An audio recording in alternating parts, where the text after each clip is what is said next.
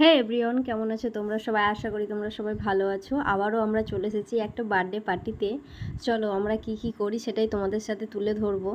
এই যে দেখতে পাচ্ছ এখন কেক কাটিং হচ্ছে। আমরা এখানে সবাই এসেছি, সবাই খুব আনন্দ করছি।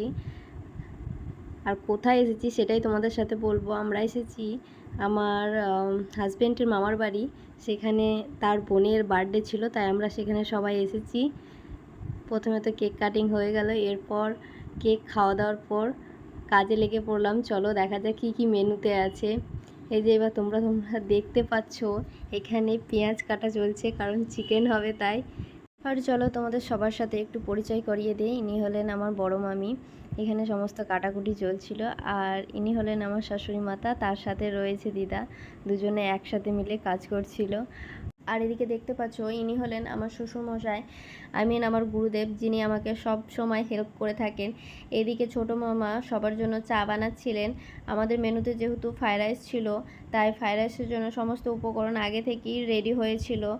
তাই আমাদের ফ্রাইড রাইস আর পায়েসটা অলরেডি রেডি হয়ে গেছে। আর এদিকে দেখতে পাচ্ছ বরমশাই চিকেন রান্না করছিল উনানে, তাই আমি একটু হেল্প করছিলাম। দেখতে পাচ্ছ মশলাগুলো ভালোভাবে দিয়ে একসাথে কষিয়ে নিল। এরপর আমার একটু তেলের পরিমাণটা কম মনে হলো, তাই একটু তেল অ্যাড করে দিলাম। এরপর দেখতে পাচ্ছ একে একে হলুদ, লবণ আর একটু পরিমাণ চিনি সমস্ত কিছু দিয়ে ভালোভাবে মশলাটাকে কষিয়ে নিল। এরপর চিকেনটা অ্যাড করে দিল।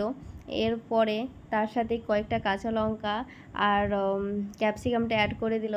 ভিডিওটা আমার যেহেতু একটু লেটে পোস্ট করছি, সেহেতু তোমরা কিছু মনে করো না। ভিডিওটা কেমন লেগে থাকলো অবশ্যই একটা কমেন্ট করে জানাবে। ভিডিওটা ভালো লেগে থাকলে একটা লাইক করে দেবে। দেখা হচ্ছে নেক্সট ভিডিওতে। চলো টাটা, বাই বাই।